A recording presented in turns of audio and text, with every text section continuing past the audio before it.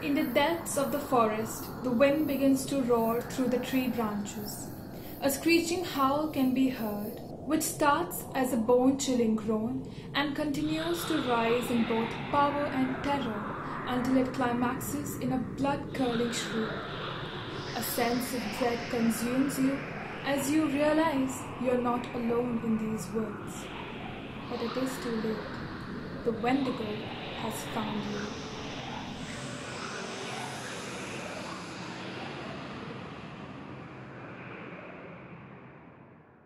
Hey humans of the world, I'm Pragya Gargi and welcome back to my channel. If you're interested in true crime stories, serial killers, cults, paranormal activities, UFO tales, or basically anything spooky, please consider subscribing to my channel because that is what I discuss over here every second Tuesday. Algonquian Native American legend speaks of a creature so terrifying that the mere utterance of its name is enough to send its believers rushing into the safety of their homes. Known as the Wendigo, this creature has an insatiable greed and hunger for the human flesh. It is often associated with the harsh winters of the north and is believed to be an incarnation of famine, gluttony, and cannibalism. The Wendigo takes pleasure in hunting for its prey and the act of killing it. But even after devouring an entire human being, its hunger is never satisfied. And that is its most terrifying aspect. It will always be hungry for more victims. The creature is described as having long limbs and is very thin and gaunt due to extreme hunger. A Wendigo's mouth is filled with sharp needle-like teeth that are stained in a disgusting shade of yellow. They are powerful enough to tear through flesh and break apart bones without any difficulty. The stench of a Wendigo's breath is overwhelming and is filled with death and corruption. Its bones pull over its skin, its complexion is ash grey, and its eyes are pushed back deep into the sockets. The other version of Wendigo claims that the beast is a decomposing humanoid with the head of a deer. Many descriptions of this version of the Wendigo claim that the tattered entrails of the creature are sometimes visible because of the extreme decay of its body. It is said that the Wendigo eats its own lips because of its extreme hunger. The beast is known to stalk its prey for hours on end, terrorizing them with loud shrieks. It is able to sense the fear of its victims, which only adds to its anticipation and excitement for the kill. One of its creepiest traits is the ability to mimic human voices, and it uses this skill to lure its victim out from civilization and into the desolate depths of the wilderness, where it then attacks them and feasts on them. A rough translation of Wendigo is the evil that devours mankind. This translation is also related to another version of Wendigo, where it has the power to curse humans by possessing them. It does this by infiltrating their minds and giving them endless nightmares about the lust for human flesh until they succumb to it and end up cannibalizing a near one. This is called Wendigo psychosis.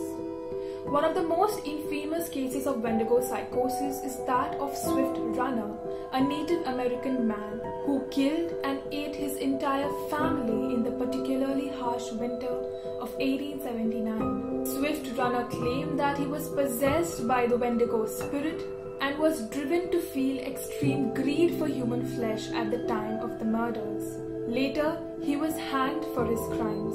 One famous Wendigo hunter was a Cree Indian named Jack Fiddler. Jack claimed that he had killed 14 of these creatures in his lifetime, although the last murder led to him being imprisoned at the age of 87. Jack Fiddler and his son Joseph Fiddler were tried for the murder of a Cree Indian woman. They pleaded guilty for the crime, but they defended themselves, saying that the woman was possessed by the Wendigo spirit and that she was on the verge of transforming into one in its entirety.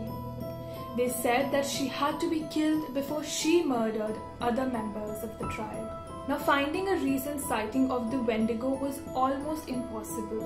There is no credible stories related to this. But I did find some Reddit posts where the users claimed that they had encountered a Wendigo. So I'll narrate to you one of these posts written by this user in 2019. Now, this lady was camping in Red River Gorge, Kentucky. On one night when they were hiking on a trail in Natural Bridge State Park, they said that they were able to hear voices but were not able to locate where these voices were coming from. They heard bird calls, but these bird calls didn't sound natural.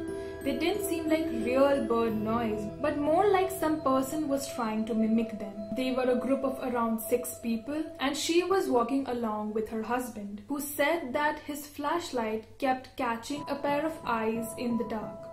Now, it is not uncommon for a raccoon or a similar animal to keep spying you, but the husband said that he feared it might be a bigger animal like a bear.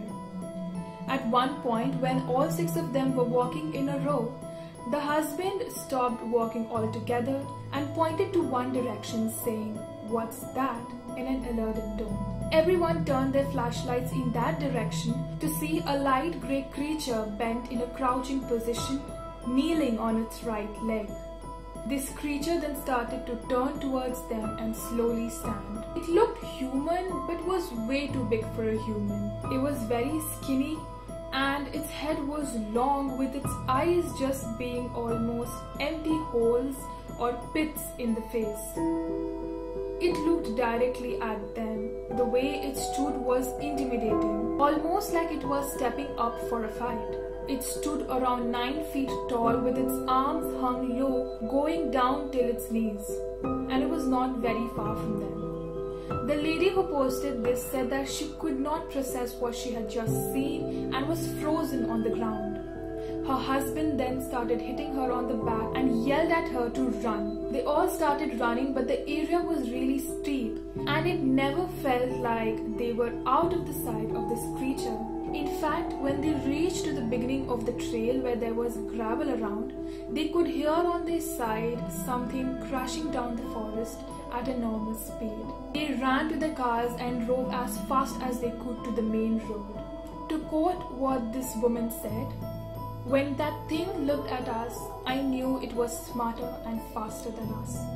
I knew that if we hadn't seen it, that it could have easily taken one of us and gotten away. I think the only reason it hesitated was because so many of us saw it at once and we stayed together." These are the sketches made by the woman describing what she had seen, and it looks so creepy. I am getting literal chills. The legend of the Wendigo is actually associated to very real life problems like greed, violence, and selfishness, and it is linked to the cultural taboos against these negative behaviors and actions. When it comes to Native American communities, there was a lot of stress regarding the dwindling amount of resources and the extermination of food in the area, and the tale was told to prevent people from engaging in the macabre act of eating human flesh. And honestly, under those circumstances, who could blame you for having a fear of starvation? That was it for today, guys. Thank you for hanging out with me. I'll see you next time with another intriguing video. If you liked this one, don't forget to give it a thumbs up, subscribe, and share it with your friends. Take care of yourselves till then. Bye.